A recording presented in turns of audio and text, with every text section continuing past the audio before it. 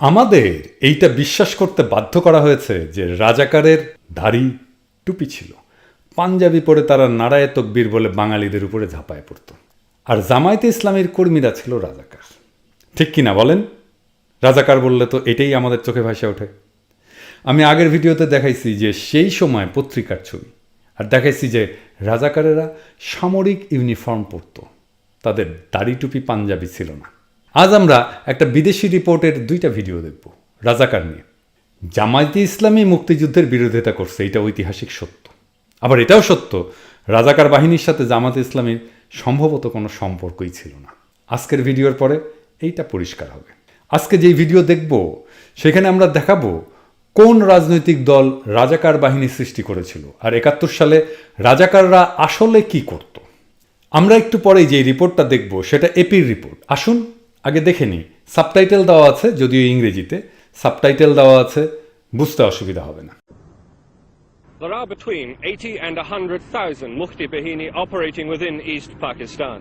And in the last few months, they have blown up 165 bridges, large and small, have damaged 5 cargo boats, including one British boat from Calcutta, have sunk a 1,600-ton jute barge, and have blown up a power substation. And they have committed, in Dakar alone, 6 political assassinations every day. In order to fill the gap left by the army's evacuation to the border and to combat Mufti activities, the government has organized a paramilitary force called Razakars. The Razakars' main duties are roadblocks, often carried out with a great show of force, and sentry duties around the main government installations. Some recruits to the Razakars are students, but many come from the militant wing of the Muslim League, who were responsible for much of the murder and the burning of villages which followed March the 25th. They are all East Bengalis and are paid by the government direct. But no one knows just how loyal they would be to the government if that loyalty was ever under stress. আমরা এই রিপোর্টে কি দেখলাম? রাজাকার বাহিনী তৈরি করা হয়েছিল পাকিস্তানি সেনারা বর্ডারে যুদ্ধ করতে যাওয়ার পরে শূন্য স্থান পূরণ করার জন্য।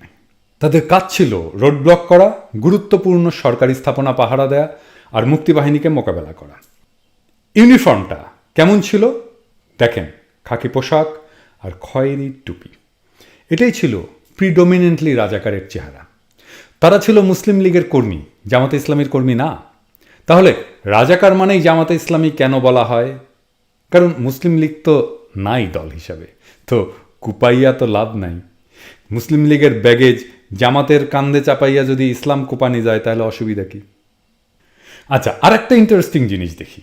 রাজাকারের কিন্তু শোল্ডার প্লেট ছিল, এই যে এইখানে থাকে না একটা পিতলের প্লেট। আসেন আরেকটা ক্লিপ দেখে শোল্ডার প্লেটে কি লেখা ছিল দেখেন।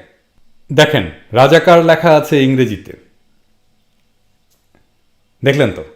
এবার আসেন গোল্ডেন প্রশ্ন জিজ্ঞাসা করি। যারা মুক্তিযুদ্ধ করেছেন বলে দাবি করেন, নিজেদেরকে মুক্তিযোদ্ধা বলে দাবি করেন, তারা তো এই রাজাকারের সাথে ফাইট করেছেন, ঠিক না? অনেক রাজাকার নাকি মারছেন আপনারা। ইউনিফর্ম পরা রাজাকার দেখেন নাই, নাকি মুক্তিযুদ্ধটাই করেন নাই? এই ভিডিওতে তো প্রমাণ পেলেন 25শে মার্চের পরে হত্যা, অগ্নিসংযোগের মতো অপরাধগুলো করছে মুসলিম লীগের কর্মীরা, মানে শেখ মুজিবের সাবেক দল আর কি। ওই হিসাবে আওয়ামী লীগের ভাসুর। Make sense. সেই জন্যেই ওরা ভাসুরের নাম মুখে আনে না।